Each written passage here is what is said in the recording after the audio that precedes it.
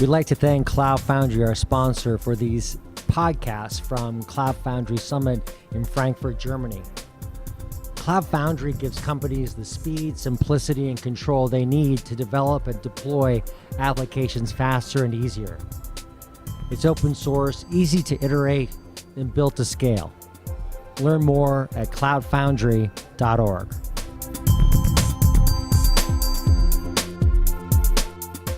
We're getting started at the Cloud Foundry Summit in Frankfurt with two very special guests, Abby Kearns and Kim Bannerman. Hi, guys. Hey, Alex. How are you? Good. Good. Not as jet lagged. So let's just start with the basics. Can you guys just each give a little description of who you are and what you do? So I work for Blue Box, IBM Blue Box, for Jesse Probman, and we have a team of technical advocates. And so we do a little bit of everything, wear a lot of hats. The customer journey from the beginning to the end we're involved in. We also do a lot of advocate type work in open source communities. Okay. And I am Abby Kearns, VP of Industry Strategy for Cloud Foundry Foundation, and I spend every waking moment thinking about Cloud Foundry. Every waking moment. Okay. Every waking moment. So I was thinking, what am I going to talk about with y'all? Because I know you both fairly well. And I thought, well, there's all kinds of topics I could talk about, but I've been thinking about little things I came across in your Twitter feeds, and I thought I would bring them up. So I thought that would be fun. So, but actually the first one does not relate to the Twitter feed, but it actually relates to the unconference yesterday. And I heard this, one of the breakouts, there were two terms that came up about adoption of Cloud Foundry internally. One was the time bomb approach, where basically it's like you have 2.5 years install Cloud Foundry, and if you don't, then, whatever. And then there's the greenfield approach, and the greenfield approach is, well, we're just going to try it here in a certain area, see how it works. I'm curious on your guys' perspectives on the industry and what you're seeing. Are you seeing that, like that? Is that more time bomb approach much more extreme that you see, or is that actual way that companies are trying to adopt Cloud Foundry internally? Well, I think that speaks to how organizations are thinking about Cloud Foundry. We find many of the users that are using Cloud Foundry are adopting it as a means of engaging in digital transformation. They're using it as a shim to start that process. And I think the time bomb approach is really and I'm sorry I missed that talk, that there was a talk on the time bomb approach. But well, they came up in one of the breakouts. But I think I think maybe they're more indicating that if there are struggles undergoing a digital transformation, and the hope is that Cloud Foundry is magically solving some of those problems for them, and it's not. I mean, digital transformation is a very involved and complex process that requires investment and engagement at all levels in an organization. And I think if an organization purchases Cloud Foundry and brings it in hopes that it's magically going to solve a lot of their problems, but they don't engage everyone as part of that transformation process, then it's going to fall flat. Because when you start talking about moving to an agile framework, because what does Cloud Foundry essentially do for you? It provides high degree of automation. And with those high degrees of automation, the expectation is developers are able to self-provision, move fast, iterate quickly. They're building agile teams.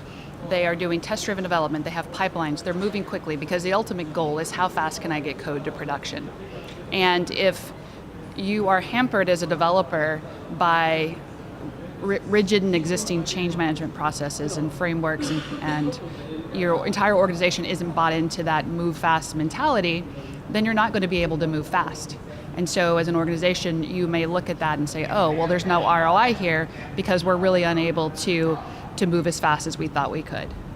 And so I think it comes back to getting the entire organization from the top level down to the bottom really engaged and involved in that process. Time bomb, greenfield? So from the greenfield approach, I've talked to a few customers here that are not customers of ours necessarily, but just folks in the community since we've been at the Marriott before the conference started, and the overwhelming majority seems to be using it as a greenfield new development. We're putting our Christmas website on it, we're putting our mobile website on it, type of thing, and see how it goes.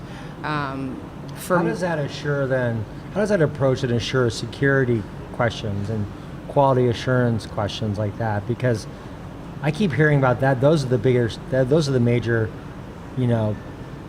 hurdles to overcome. It sounds like what they're doing is they're taking folks from different larger teams and forming a smaller team to manage it, and that way they can contain it, and they're not going to get slowed down by a lot of the other processes that Abby was talking about with these older monolithic type applications, and also the older culture, to be honest, for some of these bigger companies. So as far as security goes, I think none of them really, we weren't really digging into that necessarily. So I think if you bring Cloud Foundry in and you don't have a hard conversation around the shift that the way that you think around technology, security, compliance, architecture, change management, if you bring Cloud Foundry in without those conversations with each of those respective groups, you're going to run into challenges because it doesn't fit well into a traditional model, a traditional technology model. And I think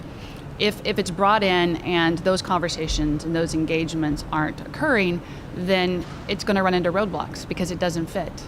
And if I'm running security and I am architecting my security protocols based on known technology solutions and what I have in place today, Cloud Foundry doesn't fit neatly into those boxes. And so really educating and having those conversations with what are the expectations for us organizationally around a shift that Cloud Foundry brings. If I'm expecting high automation and automating a lot of the responses, then I'm expecting that from everyone. And that's oftentimes it's like a trust fall exercise because you're asking people to trust the platform is magically going to do a lot of things that they're accustomed to doing by hand today. So when you think about that, there was another term I saw come up. I mean, we hear a lot about pairing, right? And the idea like pairing people. Is this part of this process that helps move this along? But I thought pairing, but I also thought pairing. It's like, it's like, because that's kind of what the role is in some respects, because you're going in and saying, hey, this is how you do it. Let me work with you too. Well, I think Kim looks at me. Pairing. Tell us about what pairing is, first pairing, of all. For the uninitiated, pairing is where you have two developers that are working on single chunks of code. And they are working in tandem. And in most of the pairing models, there is a very rigid structure around that. You are coding from 9 to 6. You take breaks together, you're a team. The pros for that approach are that you are able to ensure the knowledge of the code and the knowledge of the work you're doing are evenly spread around a team of resources, so there's no single point of failure. And it also allows you to ramp up people quickly and bring them up to speed and have them fully functional part of a team in pretty rapid succession. So there's a lot of pros to that model. Is that required for organizations to be successful on Cloud Foundry? I don't know. I think there are many organizations that are successful with Cloud Foundry that aren't doing fully paired programming across the board. I think at the end of the day, asking people to work in agile teams, so building those cross-functional teams aligned to a common business outcome is important. Having test-driven development, having CI/CD practices, having pipelines, really automating those deployments and automating those tests. That's really what's important. If you're looking to use Cloud Foundry and develop that speed to market, then you need to be able to iterate quickly on code. And that really gets back to the processes around that development and that iteration and getting people bought into that mindset. Yeah, and I've seen it, work both ways, right? When you talk to customers and say, how are you transforming your organization? Are you pair programming or are you not? I would say 50-50 when we talk to ours. So immediate, code reviews, obviously it goes a lot faster. I've seen it work in our other organization I used to work for where we have a more junior developer working with a more senior developer, and so it's really helped them level up, into a new technology, or maybe it's two senior developers, but they're not as familiar with, that type of code. So for us, it worked really well at CenturyLink. Okay, so super chicken. So this kind of thing comes into this whole idea, right, about how you adopt technologies and how you bring in, how you bring these new practices inside the enterprise. The super chicken concept is something I saw on your Twitter feed. Yep. And it relates, what does it relate to exactly? It relates to, there was a study and a TED Talk, and I forget the lady's name, and so forgive me, where they had 4 groups of chickens. They took, different groups of chickens and put them together, but the one team said, we're going to take, all these different generations of chickens, and we're all going to take like the heaviest one, the most, resilient ones, and we're going to put them in a team together from all these different groups of flocks of chickens.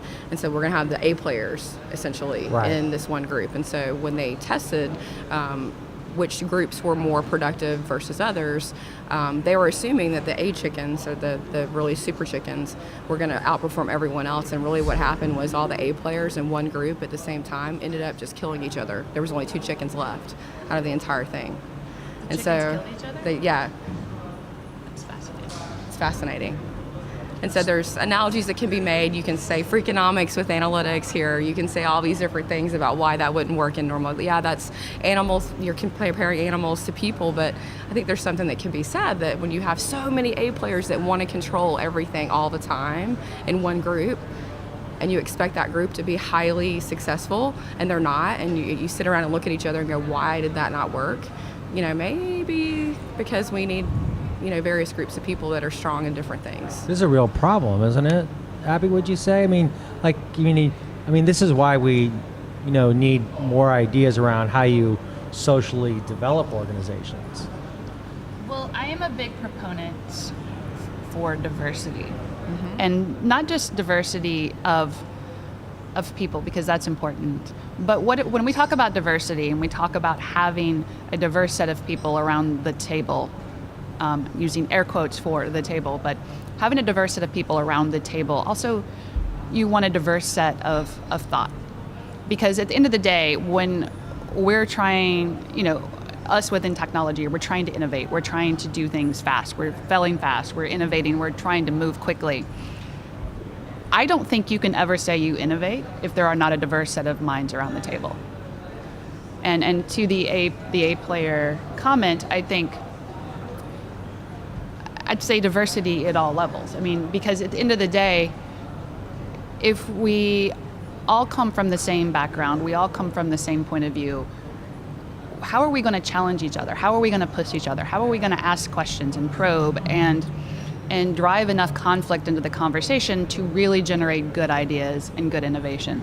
And I think the same happens in an organization that are working through how to work together as a team and how to build a strong unit and a strong team. And if everyone is vying for the top dog approach, I'm the top dog. No, I'm the top dog. If you're focused just on that, then you're not focused on building a solid team and you're not focused on moving the ball forward. That's right. And you have a lack of emotional intelligence when that happens, when so many people think the same way. They're not going to understand where other people from, a different background plays into this. That's just a personal thing that I've seen. So it's a problem. How does that then play into this whole concept of positive sum then that we hear more about, right? This idea that this is a positive sum game, as opposed to one winner takes all. It seems like that there's a connection there in those concepts. It's open source, right? Mm-hmm. Open source is a positive sum game. Yes. And I think... But okay, I'll challenge you on that, though. Challenge. I'm going to challenge you. All right. So yes, it's a positive sum game, but the organizations are built hierarchically in themselves. They are built hierarchically right now. But going back to the earlier comment and conversation around digital transformation, you're asking them to change that hierarchy. If I, let's use it in that construct. If I am saying I want to develop code faster and I want to get code to market faster, that doesn't just mean my developers are writing code faster. Because what are they writing code for? Well, they're writing code for customers. How are we getting that customer feedback back into the developer's hands? Well, we have an iterative product team. We had an iterative line of business team. All of a sudden, all of these teams have to work together. They have to have that conversation. They can no longer throw things over the wall. They're now having to have conversations around technology, the consumer, the whole business aspect of that. And you're now having to take technology and map it to business problems. And so having those conversations, having those diverse perspectives around the table, you're able to really highlight what are we using technology for, what problems are we solving, and why. And you have that conversation all the time. You can't just have it once a year, you're having it continuously. Because if you're deploying code every week or every day, you're having to think about those problems that frequently. And I think as we are asking people to diversify the people around the table, we're asking them to also have that cultural change within their organizations. The culture change has to happen, irrespective, not just from a digital transformation standpoint, but also from a diversity of thought and presence in an organization. That movement is happening now, and I don't think you can be successful as an organization by not doing that. When I started my career 12 years ago, knew very little about technology, and you learn as you go. We had a thing inside of our company called people, processes, and tools. And so this isn't a new concept. This is to change the organization. The culture has to change, the people have to change, and the tools they can facilitate the change or not. But it's going to fail if people aren't bought in. So this is where the language comes into play, and Abby, I was reading something what you were talking about at the IBM event you guys that took place in San Francisco. Dogs and cats living together. And it's DevOps past cloud. So I want to know how you really feel about the language, Abby. The language. And how does that play into these ideas of positive sum and super chickens and pairing and no-pairing? I wish you'd been there. Next IBM event, Alex needs to be there. My point was, and actually that was the first question I got at the end of that talk, was why, or I'll restate for those people that haven't had a chance to watch it. I'm not a big believer in the term DevOps, or PaaS for that matter, but DevOps in particular I struggle with, and it's because I think it simplifies a very complex and hard problem. And I feel like a lot of organizations struggle with the change. It's hard.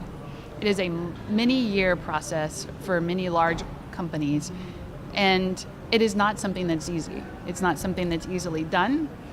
And I think simplifying it into a simple phrase makes it seem like, oh, you should be able to do that. We'll rub some DevOps on it and everything will be fine tomorrow. And it's not. You're asking people to fundamentally change the way they think. Not just the organization, but also the people within it. And I feel like it oversimplifies a very complex problem. And I think, I worry we set people up for failure if they think they're embarking on something that's easy. And because people talk about it so casually, surely we can turn this around tomorrow. When in fact, it is a very hard problem to shift a company. And that's definitely how the CIO sees it. The CIO sees DevOps as the silver bullet to be able to transform their organization to move faster and to innovate quicker. And so I know Abby and I are constantly having conversations with folks of that level to say, hold on, you realize this is going to be multi-months, if not multi-year transformation here for your company. It never ends. No. It should never end, right? You should always be innovating and always be better tomorrow than you were yesterday. And so once they understand that we're doing that approach, then it starts to click.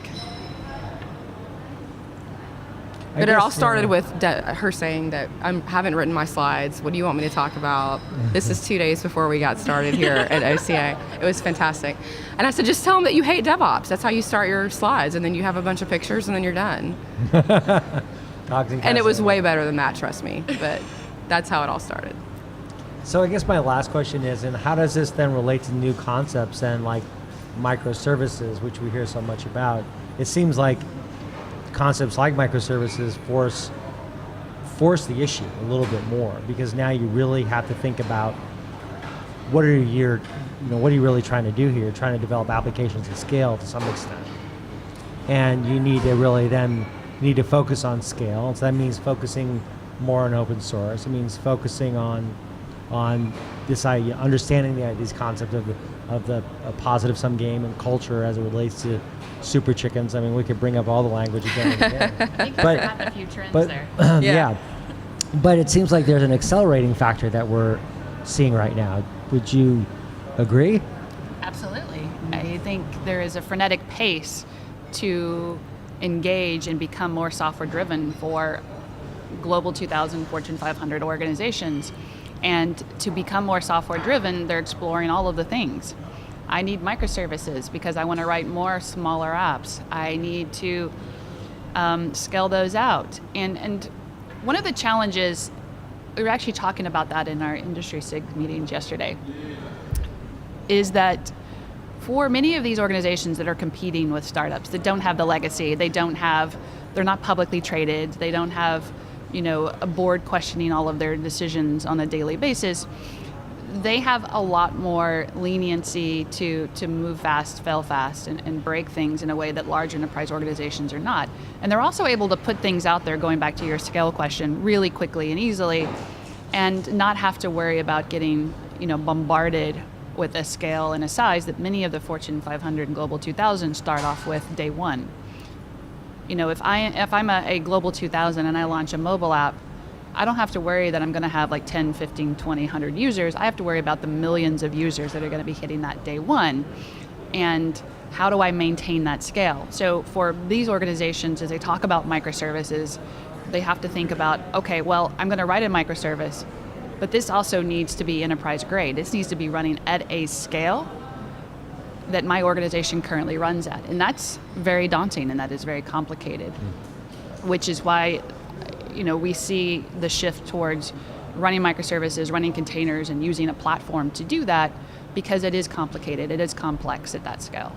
So when you talk to Fortune 500s or enterprises and you say just build an MVP and get it out there and iterate fast from there, they don't understand that concept because they're building for the millions of people, right? They're not building for the few people that are going to maybe download it and start playing with it, and then we'll fix it eventually. We feel like we're going to do or die at that point, right? Mm-hmm. Well, thank you both for taking the time to talk to us here at Cloud Foundry Frankfurt. It's been fun. I was really excited to hear you guys' thoughts on super chickens and dogs and cats living together and how it all relates to this new culture. It's given me some new perspective, so thank you. Thanks, Alex. And good morning for a beautiful day in Frankfurt. Yeah, yes, for sure. Yes, are we all acclimated yet? I mean, yeah. I think I'm getting there. Totes acclimated. I'm ready to do it. Totes. Yep. Totes. Okay, thanks guys. Thanks. We'd like to thank Cloud Foundry, our sponsor for these podcasts from Cloud Foundry Summit in Frankfurt, Germany. Cloud Foundry gives companies the speed, simplicity, and control they need to develop and deploy applications faster and easier. It's open source, easy to iterate, and built to scale. Learn more at cloudfoundry.org.